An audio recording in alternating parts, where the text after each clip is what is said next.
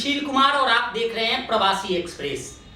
Mahavir international एक अंतर्राष्ट्रीय संस्था है और लगभग 45 वर्षों से यह कार्य कर रहा है। इसके समाज सेवा में इसके करीब 9 डिफरेंट विंग्स हैं, जिसमें इनका योगदान काफ़ी सराहनीय है। हमारे साथ मौजूद हैं इस अंतर्राष्ट्रीय संस्था की अंतर्राष्ट्रीय VP vice president Hema Jain ji. सबसे पहले हेमा जी, आपका बहुत बहुत स्वागत है प्रवासी एक्सप्रेस में। Thank you. नमस्कार सुशील जी, मेरा सौभाग्य है आपने मुझे बुलाया यहाँ पर। Thank you. सबसे पहले हेमा जी, आपसे जानना चाहेंगे, थोड़ा सा ब्रीफ हमारे दर्शकों को या हमें भी यह बताएं कि यह संस्था क्या है, कब अस्तित्व में आया और किस तरह से कार्य करता है। सुशील जी, हमारी जो ये महावीर इंटरनेशनल संस्था है जी, इसको 1975 में इसकी नींव रखी गई जयपुर में, और करीब 47 साल हो चुके हैं संस्था को, और कार्यरत है सामाजिक सेवा के क्षेत्र में। ये एक गैर धार्मिक संस्था है जहाँ पे सभी रिलीजन के लोगों का तहे दिल से स्वागत किया जाता है और सभी बहुत ही मिलजुल के अच्छे से कार्य करते हैं। आप इसमें कब ज्वाइन की थी और किस पोस्ट पे आप आई थी और अब कहाँ पहुँची हैं? मैंने जब इस संस्था को ज्वाइन किया था, क्योंकि मेरा बचपन से ही सामाजिक क्षेत्र में कार्य करने का बड़ा मन रहता था, और मैंने इसको करीब 12 साल पहले इस संस्था से मेरा जुड़ाव हुआ और गुरुग्राम वीरा सेंटर की तब नींव रखी गई। तो ये नारियों का केंद्र था और उसमें मैं एज अ फाउंडर चेयरपर्सन जुड़ी। उसके पश्चात करीब 6 सालों तक मैं चेयरपर्सन के पोस्ट पर रही। उसके बाद मैं नॉर्थ जोन 1 की चेयरपर्सन मुझे बनाया गया, तो मैंने वो भी जो कार्य मुझे सौंपा गया उसे मैंने खुशी खुशी स्वीकार किया। उसके बाद अब मैं वीपी की पोस्ट पे हूँ रीजन 1 में, और मुझे कहते हुए बड़ा ही गर्व महसूस होता है कि अभी तक के हमारे जो 45-46 वर्षों का जो इतिहास है महावीर इंटरनेशनल, 45 साल से जुड़ी हुई है इस संस्था से? नहीं, मैं सिर्फ 12 वर्ष से जुड़ी हूँ, लेकिन जो ये जितना इसका 45 वर्ष की 46 वर्ष की जो जर्नी रही है हमारी संस्था की, उसमें मैं पहली महिला वीपी के पोस्ट पर हूँ। तो मुझे बड़ा ही गर्वान्वित महसूस होता है, और इसके लिए मैं तहे दिल से शुक्रिया करती हूँ हमारे जो इंटरनेशनल प्रेसिडेंट सर हैं शांति कुमार जी जैन, और हमारे जो इंटरनेशनल सेक्रेटरी जनरल हैं अनिल सर, जिन्होंने मुझे ये मौका दिया कि मैं आ सकूं इस पोस्ट पर और कार्य कर सकूं। थोड़ा सा ही जानना चाहेंगे कि ये संस्था, आपने जैसा बताया कि 9 क्षेत्रों में यह कार्य करती है, कौन कौन से क्षेत्र हैं और अब तक क्या कुछ अचीवमेंट हुआ है, आप लोगों ने क्या अचीव किया है? तो इसमें विभिन्न क्षेत्र हैं। देखिए, जैसे कि क्लीन इंडिया ग्रीन इंडिया हमारा एक बहुत बड़ा प्रोजेक्ट है, जिसमें हर वर्ष वृक्षारोपण किया जाता है, और आपको बताती हूँ मैं कि करीब हमारे इसमें 11 लाख वृक्षों की हम रोपण कर चुके हैं। एक साल में? एक साल में तो नहीं कहेंगे, कुछ वर्षों में, पिछले कुछ वर्षों में। और सबसे बड़ी बात है कि केवल वृक्ष लगाना ही पर्पस नहीं है संस्था का, उसकी देखभाल करना भी पर्पस है। और इसके लिए कभी हमने रिसेंटली एक ऐप भी लॉन्च किया था, जिसमें आप अपने बर्थडे पे, एनिवर्सरी पे अगर चाहें तो उस ऐप से जुड़कर संस्था को बता सकते हैं और आपके नाम का एक वृक्ष वहाँ पे लगा दिया जाएगा। ऐसा एक ऐप है, तो मैं ज़रूर आपके साथ ये शेयर करना चाहूँगी। जी बताइए, जरूर बताइए।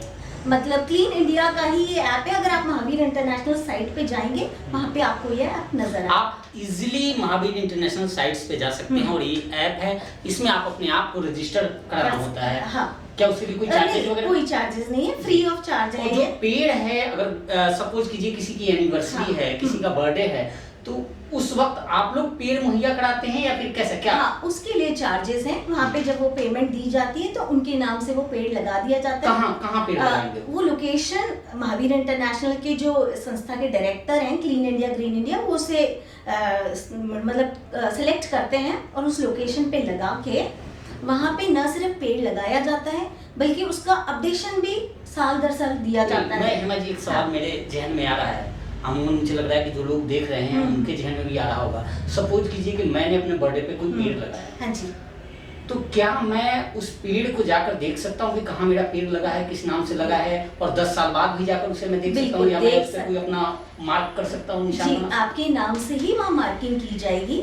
चाहे तो आप साइट पे अपने पेड़ को बड़ा होते देख सकते हैं, चाहे तो लोकेशन विजिट भी कर सकते हैं। नहीं, लोकेशन क्या, ऐसा तो नहीं कि इंटरनेशनल कहीं लंदन में पेड़ लगा देती हम यहाँ से बैठे बैठे भारत में ही लगाए जाते हैं ये पेड़, इसलिए जी। आराम से जाके देख सकते हैं।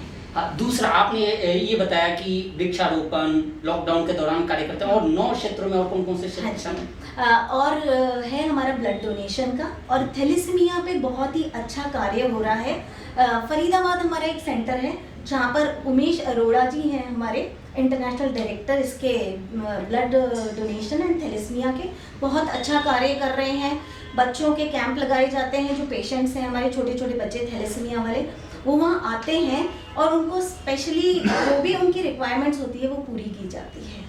तो इस क्षेत्र में ब्लड डोनेशन, हाँ जी जी, उसके बाद महिला और नारी सशक्तिकरण के लिए बहुत कार्य किए जा रहे हैं। इसमें जो छोटे छोटे शिशु होते हैं जो सिविल हॉस्पिटल्स में या गवर्नमेंट हॉस्पिटल्स में, उनको उनके जो कपड़े दिए जाते हैं जो नवजात शिशु होते हैं, ताकि उन्हें संक्रमण से रोका जा सके। साथ ही जो महिलाएं हैं उन्हें स्वावलंबी बनाने के लिए सिलाई मशीनें वितरित की जाती हैं। तो अभी तक ये सारी बातें कही रहे हो आप, या कहीं धरातल पे भी दिखता है? नहीं, बिल्कुल मैं तो कभी नहीं देखा कहीं पे कि कहीं ऐसे देते हुए करते हुए सेवा। हम आपके साथ अमूमन एक सवाल इसलिए मैं पूछ रहा हूँ कि अमूमन जो एनजीओ वाले हैं, ट्रस्ट वाले हैं, या इस तरह के समाजसेवी संस्था वाले हैं, उनसे जब हमारी मुलाकात होती है तो बिल्कुल आप जैसे कह रही वैसे ही लंबी लंबी सारी बातें बता देते हैं जी। लेकिन सच्चाई यह है कि जब हम धरातल पर जाते हैं, ग्राउंड पे जाते हैं, तो लास्ट में निचोड़ आउटकम नतीजा यह निकलता है कि ये सब कुछ प्रोफाइलिंग के लिए है, यह दिखाने के लिए है कि ज़्यादा से ज़्यादा हम ऐड ला सके, ज़्यादा से ज़्यादा फंड ला सके। आपका भी यही थे? देखिए Sushil ji, action speak louder than words. जब आप हमारी साइट पे विजिट करेंगे आपको वहाँ काम करा हुआ नजर आएगा। इसके अलावा भी हमारे 300 केंद्र हैं, आप कहीं भी जाके विजिट कर सकते हैं। 300 केंद्र पूरे इंडिया में? पूरे इंडिया में 300 केंद्र हैं, आप कहीं भी जाके विजिट कर सकते हैं, वहाँ के कार्य क्षेत्र को देख सकते हैं। लाइव एग्जाम्पल है, आप हमारा दिल्ली सेंटर विजिट कर लीजिए, वहाँ पे आपको अस्पताल चलते हुए नजर आएंगे। जब कोई चीज़ चलती हुई दिखती है तो सामने ही नजर आती है। तो जैसा मैंने कहा, चलिए अब आप वीपी हैं, वाइस प्रेसिडेंट हैं, एक सवाल, एजेंडा क्या है महावीर इंटरनेशनल का? एजेंडा है सबको प्यार सबकी सेवा। बस ये एक एजेंडा, सबको प्यार सबकी सेवा, जियो और जीने दो। इस एजेंडा पे हम चल रहे हैं, बिना किसी स्वार्थ के, निस्वार्थ के सेवा हमारे सभी वीर और वीराएं कर रहे हैं। और आपका एजेंडा? मेरा भी यही एजेंडा है, क्योंकि मैं इंटरनेशनल प्रेसिडेंट तक पहुंचना? जी नहीं, बिल्कुल भी नहीं। जहाँ मैं हूँ वहाँ बहुत ही खुश हूँ और सेटिस्फाइड हूँ। मुझे जो भी कार्य दिया जाता है मैं उसे ही करने में अपनी वहीं तक लिमिट समझती हूँ और वहीं तक मैं करके खुश रहती हूँ। देखिए हेमा जी, आप संस्था से जुड़ी हुई हैं, कई सवाल आप भी जाती होंगी, कई पत्रकार मिलते होंगे, ये सवाल और सबके जहन में रहता है कि ये तो ट्रस्ट वाले लोग हैं जी, ये तो फंड लाते हैं, इनका एजेंडा कुछ और होता है, हिडन एजेंडा कुछ और होता है। मैं नाम नहीं लेना चाहूँगा, बहुत सारी संस्थाएं हैं और सामने सबके पोल भी खुल जाते हैं, सबके बातें सामने आ जाती हैं। आपने अपना एजेंडा बताया, हिडन एजेंडा भी आप बता दें। हमारा कोई हिडन एजेंडा नहीं है, हम जो सामने हैं वही अंदर हैं, तो हमारे कोई डबल रूल्स है ही नहीं कहीं पे। हर मेंबर जो भी खर्चा करता है संस्था के लिए तो संस्था को डोनेशन देता है, और अपने ऊपर जो भी करता है वो पर्सनल खर्चा करता है। एक भी पैसा संस्था से कहीं भी पर्सनल उसके लिए लिया ही नहीं जाता है। नहीं, मैं एक यह जानना चाहता हूँ कि कोई व्यक्ति अगर वो खुद सेवा करना चाहता है, आपने कहा कि हमारा एजेंडा है कि हम संस्था और आपका दोनों का यह एजेंडा है कि हम लोगों को प्यार करें, लोगों की सेवा करें, जरूरतमंदों की मदद करें, यही है? हाँ जी। तो यह करने के लिए संस्था से जुड़ने की आवश्यकता है? बिल्कुल आवश्यकता है। एक कहते हैं ना कि सिंगल पर्सन क्या कर सकता है, जब हम कोई काम ग्रुप में करते हैं तो उसका जो इम्पैक्ट नज़र आता है वो एक अलग लेवल का होता है। अगर मैं अकेला करना चाहूँ तो मैं इतना सा काम कर पाऊँगी छोटा सा, बट जब मैं संस्था के साथ कर रही हूँ तो सारे देश में जो हम नाम कर रहे हैं, अपना नाम से भी ज़्यादा पहचान कर रहे हैं, क्योंकि नाम तो हर कोई कर लेता है। अभी आप कह रही थी कि एजेंडा नहीं है, अभी आप आ गई कि एजेंडा ये है कि नाम और पहचान हो। जी नहीं, पहचान और नाम में फ़र्क है। पहचान इसलिए कि ज़्यादा से ज़्यादा लोग हमारे साथ जुड़ें, हम अपनी संस्था को एक अलग मुकाम पे ले जाएं, ज़्यादा से ज़्यादा लोग लाभान्वित हों। और नाम बाकी संस्थाएं करती होंगी, हम सिर्फ पहचान करवाते हैं और करते हैं। 2011 में मुझे याद है मैंने एक स्टोरी की थी जिसमें करीब जो डेटा इंफॉर्मेशन जो मेरे पास थी 33 लाख 2011 की बात बता रहा हूँ, 11 की 33 लाख एनजीओज ट्रस्ट रजिस्टर्ड थे भारत सरकार के पास जी। उस वक्त भारत की जनसंख्या 109 करोड़ थी। यानी प्रत्येक 3-4 व्यक्ति या इतने लोगों पे एक संस्था होती। बिल्कुल। उस वक्त भी और अभी भी, अभी का आंकड़ा मेरे पास नहीं है, परंतु उस वक्त का आंकड़ा, चूंकि मैंने ये स्टोरी की थी, मुझे याद है, इतनी संस्थाएं होने के बावजूद भी उस वक्त जो नीडी लोग हैं वो धक्के खा रहे थे। और आज भी इतनी संस्थाएं हैं, आप जैसे बहुत सारे लोग हैं जो कहते हैं कि नहीं जी सबको प्यार, जरूरतमंद की सबकी सेवा। आखिर जब सब लोग यही बात कहते हैं, सब ये आपकी तरह ही बिल्कुल होकर कहते हैं, मजबूत होकर, स्ट्रांग होकर कहते हैं कि नहीं हमने धरातल पे काम किया है, तो फिर उनकी मदद हो क्यों नहीं पाती जो लोग जरूरतमंद है। जब हम लोग निकलते हैं सड़कों पे, जब हम उनको रियलिटी दिखाते हैं, तो यह देखते हैं कि आज भी जो नीडी लोग हैं, जो जरूरतमंद हैं, वो आज भी वंचित हैं इन सुविधाओं से, इन मदद से। क्या आपकी बात कुछ हद तक सही हो सकती है, बट मैं आपको यहाँ पर बताना चाहूँगी कि कोविड के समय की बात है। हमारी संस्था, केवल हमारी एक अकेली संस्था ने 24 लाख लोगों को लाभान्वित किया है। इसमें न सिर्फ हमने उनको खाद्य सामग्री दी, बल्कि मास्क वितरण का कार्य किया, सैनिटाइजर दिए, और वो जिनको हमने दिया है वो कहीं ना कहीं तो लाभान्वित हुए ही होंगे। और ऐसा नहीं कि सिर्फ हम ये बोलने के लिए कह रहे हैं, इसका हमारे पास पूरा डेटा है, इसकी हमारे पास पूरी वीडियोस हैं, फोटोग्राफ्स हैं। नहीं, तो आप ये कह रही हैं कि आपकी संस्था काम कर रही है, लेकिन बाकी संस्था के लोग जो ऐसे कर रहे हैं, इसका मतलब ये लोग काम नहीं कर रहे हैं? नहीं, बिल्कुल कर रहे होंगे, मैं ऐसा नहीं। तो फिर जरूरतमंद को मदद कैसे नहीं मिलती? मतलब मैं तो कहती हूँ अगर नहीं मिल रही तो हमारे पास आए, हम बैठे हैं, कोई तो आए हमारे पास आगे बढ़ के। हम तो बैठे ही इसलिए हैं कि कोई हमको कहे कि मुझे जरूरत है। इसका मतलब ये 24 लाख लोगों की आपने मदद की, वो 24.5 लाख आपके पास आए थे? बिल्कुल आए नहीं थे, उन्हें हमने स्पॉट किया था। बट जैसे आप कह रहे हैं कि अभी भी नहीं हो रही मदद, तो हम उनका इंतजार कर रहे हैं। आप आइए, हमें बताइए, जो जो हम स्पॉट आउट कर पाते हैं हम वो कर रहे हैं, पर जो नहीं कर पाते वो हमारे पास अब मैं एक चीज जानता हूँ, क्योंकि अभी आप पावरफुल पोस्ट पे हैं, वाइस प्रेसिडेंट बहुत बड़ा पोस्ट होता है, वो भी अंतर्राष्ट्रीय संस्था के अंतर्राष्ट्रीय वीपी का। अब जो कमियां रह चुकी हैं, जो कुछ आपने देखा है, चाहे वो जिस शहर में आप रही हैं, गुरुग्राम की बात करें या दिल्ली की करें या फिर गाजियाबाद या देश के किसी भी शहर की या जयपुर की करें, जो कमियां आपने देखी है उनको सॉर्ट आउट करने के लिए क्या कुछ प्लानिंग है आपके पास? किस तरह से आप काम करें? बिल्कुल, अभी जो हमारी नई टीम बनी है, क्योंकि हमारी टेन्योर चेंज हो गया था, अब नया टेन्योर आया है।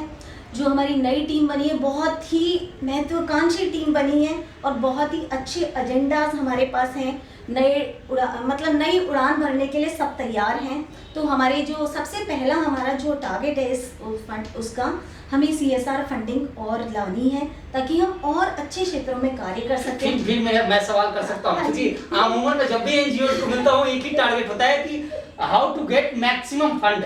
आप भी उसी पे आ गए, फिर आपका कहाँ गया वो एजेंडा कि नहीं मैं सेवा करना चाहती हूँ, मेरा संस्था सेवा करती है, एजेंडा तो फंड है। देखिए, एक छोटी सी बात है, फिर से आपने जैसा कहा आप अकेले क्यों नहीं चले सेवा कार्य में।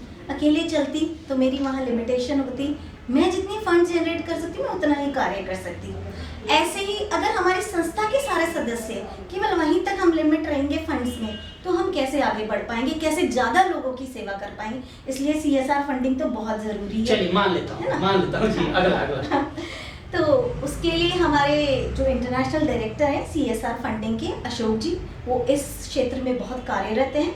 और जितनी ज़्यादा हमें CSR फंडिंग, जितना सहयोग मिलेगा, प्लस हमारे जो मेंबर्स का डोनेशन है, हम आगे बहुत ज़्यादा कार्य करने की उम्मीद कर रहे हैं। और अभी हाल ही में हमने महिलाओं के लिए विशेषकर एक गरिमा प्रोजेक्ट का लॉन्च किया है, that is for their health, women health. उसमें फर्स्ट लॉट में ही 50,000 sanitary napkins for the slum areas distribute किए गए हैं। एंड ये नहीं कि एक महीना कर दिया तो हमारा कार्य खत्म हो गया, हर महीने हम उनको देंगे ताकि उनकी जो स्वास्थ्य है महिलाओं का, उसका ध्यान रखा जाए।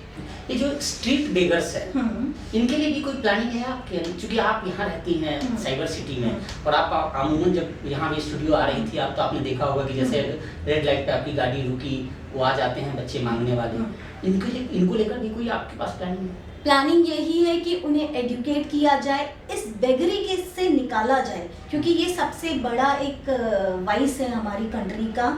हम उन्हें पैसा देते हैं, वो पैसा लेके समझते हैं कि हमारा काम यहाँ पे ख़त्म हो गया, और जो इनके माँ बाप होते हैं वो भी बच्चों को इसी कार्य में लगाए जाते हैं, क्योंकि उन्हें लगता है कि यहाँ से हमारे पास पैसा आ रहा है, क्या ज़रूरत है हमें कोई कार्य करने की। तो ऐसे बच्चों के लिए शिक्षा ही सबसे बड़ा सल्यूशन है, और उन्हें शिक्षा दी जाए। और जगह जगह हमारे इस शिक्षा के क्षेत्र में भी मैं आपको एक बताती हूँ, गुरुग्राम में हमारे 5 स्कूल चल रहे हैं। 5 स्कूलों में करीब 600 बच्चे हमारे फ्री एजुकेशन ले रहे हैं। और ये गुरुग्राम का तो आप खुद भी विज़िट कर सकते हैं, क्योंकि आप यहाँ पे रहते हैं, तो हम आपको वहाँ विज़िट करा सकते हैं, और आप अपने सामने देख सकते हैं किस तरह बच्चों को शिक्षा दी जा रही है। न केवल शिक्षा दी जाती है, उनकी यूनिफॉर्म, उनके बैग्स, उनके खाने की चीज़ें भी उन्हें मुहैया कराई जाती है। चलिए, बहुत अच्छा लगा आपसे। एक छोटा सा अगर आप बताना चाहें कि कोई व्यक्ति आपसे जुड़ना चाहता है, चाहे वो मदद के लिए या फिर मदद पाने के लिए या मदद करने के लिए, तो आपसे कैसे जुड़ सकता है? बिल्कुल, हमारी वेबसाइट पे जा सकते हैं, वहाँ पे हमारे नंबर्स रहते हैं। अगर उन्हें गुरुग्राम में जुड़ना है तो हम मैसेज के थ्रू उन्हें फ्लोट कर सकते हैं, ताकि वो हमारे साथ जुड़ सकें। और बाकी संस्था की वेबसाइट है, आप वहाँ पे कभी भी कांटेक्ट करिए, वो हमारे साथ जुड़ सकते हैं। जी, 2 लाइन कोई मैसेज आप अपनी संस्था की तरफ से देना चाहेंगे सबके लिए? संस्था की तरफ से मैसेज मैं सभी को यही दूंगी, आइए और सेवा कार्यों में जुड़िए, हमारी संस्था आपका इंतजार कर रही है। धन्यवाद। बिल्कुल, ये थी हेमा जैन जी, जो वाइस प्रेसिडेंट। अंत में प्रवासी एक्सप्रेस की तरफ से आपको बहुत बहुत बधाई, शुभकामना। और मैं उम्मीद करता हूं कि निश्चित तौर पे आपके जो एजेंडे हैं, आपने जिस तरह से प्लानिंग की है, कई प्लानिंग इन्होंने जिस तरह बताया है कि इनकी पूरी प्लानिंग है कि इस पोस्ट पर पहुंचने के बाद जो कुछ इन्होंने देखा है अपनी पूरी लाइफ की जर्नी में, चाहे किसी भी शहर में रही हैं, उन सभी पॉइंट्स को ये पॉइंट आउट करेंगी और उस पर प्लान करके उन चीज़ों को खत्म करेंगी देश से, जिससे बेरोजगारी और जिस तरह से जो लोग परेशान हैं उनकी परेशानियों को खत्म की जा सके। फिलहाल इस पेशकश में इतना ही। देखते रहिए प्रवासी एक्सप्रेस। नमस्कार।